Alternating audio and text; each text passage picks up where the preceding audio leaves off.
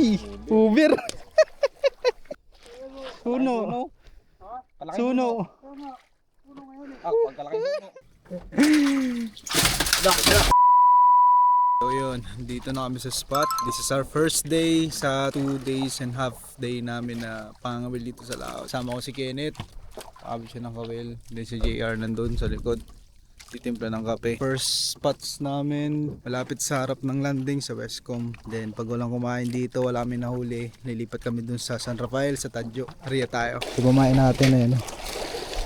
Gawa-gawa lang sa goma, kristalit.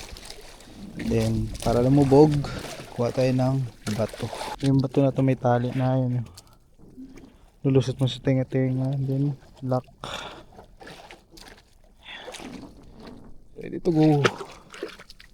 Ikaw ulit tayo. Ikaw alam kung ano, suno ba o bato. Suno. Hindi.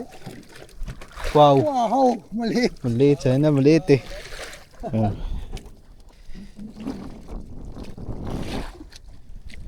Size na rin. Sa pang ulam, good size. Balik ba niya ako puno? Maliit. Puti. Olpot. Olpot.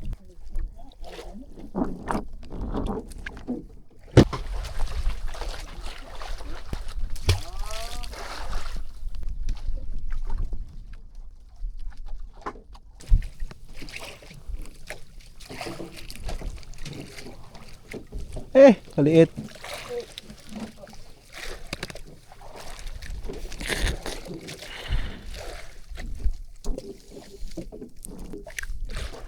Baka na yan, mahilig talaga. Huli na kay Kenneth.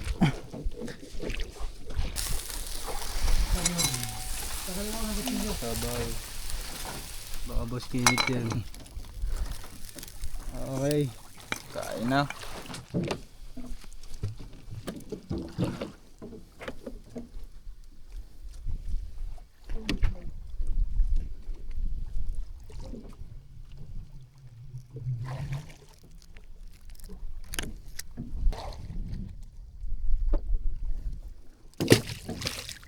Ay, nakahuli.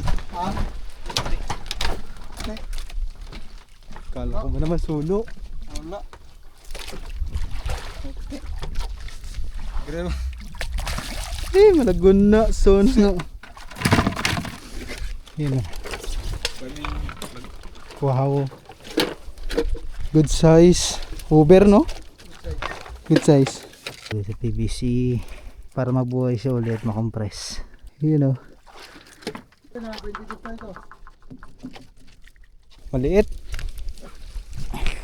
Kala ko malaki na. Good size ba to? Wala. Bad size? Hindi. Bad size ba to? Magsas yan. Ayan. 3 grams na yan. Sayang.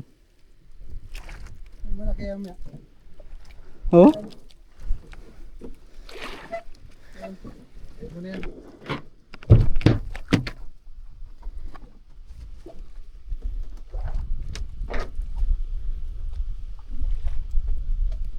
Kaya tinabot ka ng boy-boy yan, boy na natin yan.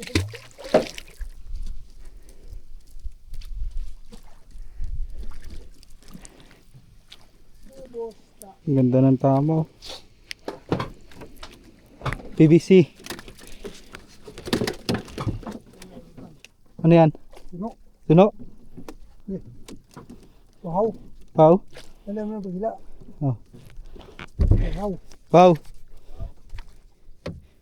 PVC?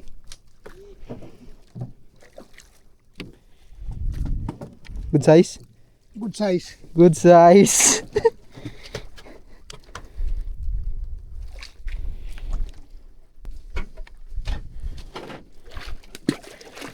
Okay, ulit tayo ng isang good size na. Wow. Kukompress ni Papa.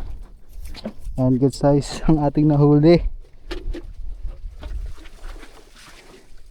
Lagay na sa PVC. Huli naman tayo. Ano kaya to? Lawian ulit. Wow. Wow.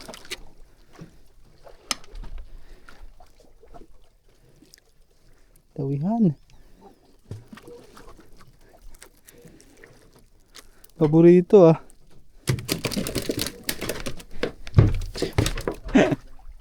Paborito.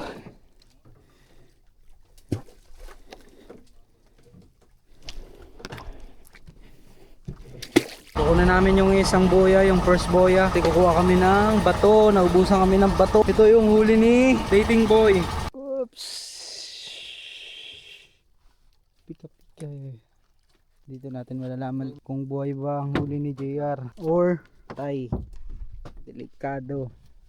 Kung nakompress ba. Sa tingin mo JR, nakompress ba? Hindi ko lang alam. Ha? Ewan ko kay kuya. Kuya. Diyan natin malalaman niya sa may ano. Buhay-buhay. Buhay na. Tingnan natin kung nasa ulian na. kung wala 200 pesos yan. Patay di, pinagpalagi.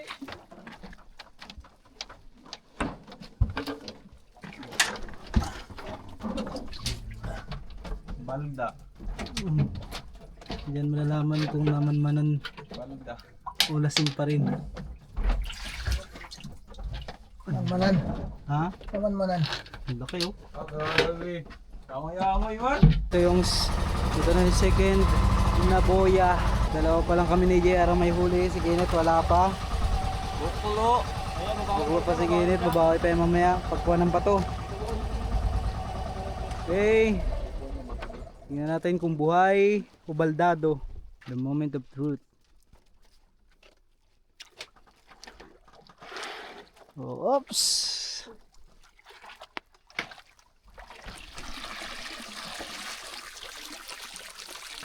Mas malaki ba sa kanya? Malaki sa kanya. Ewan. So, walang tanda. Ay, mas maliksi sa akin. Duktang ito. Labas ng huli. So kami na isda, pambayad namin sa pag-charge ng cellphone, di kasi compatible sa may solar. So mababa kami doon, dadala kami sa ako, kukuha kami ng bato, then makiki-charge na rin. So success tayo, naka-charge tayo. Dito kila tatay, ayun. Dito kila tatay, naka-charge tayo dito. Ayun. Ganda dito, may maliit lang sila na farm. Then, pigiri dito. Ayun, tapos na tayo mag-charge ng cellphone natin. And then, tulungan na natin sila kumuha ng bato. Laki.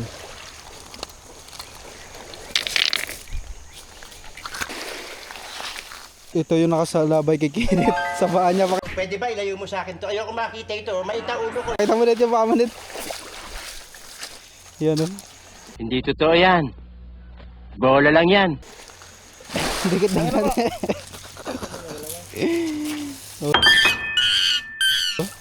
Naman naman galamay yan. Nakapundo na kami dito sa Tadyo. Ayan, papalipas ng gabi para bukas sa second day namin sa paghuli ng red cod pati sunok. Nagalinis po ang aking kapatid ng aming ulam. Pamprito. Sarap. Tingin mo na dyan. Ay, sarap ng aming ulam ngayong gabi. Dito tayo ng ulam. Ayan o. Wow! Sarap. Sariwa. Kakain na kami. May sausawan dito. Fritos. Kain dito si Boss Kenneth.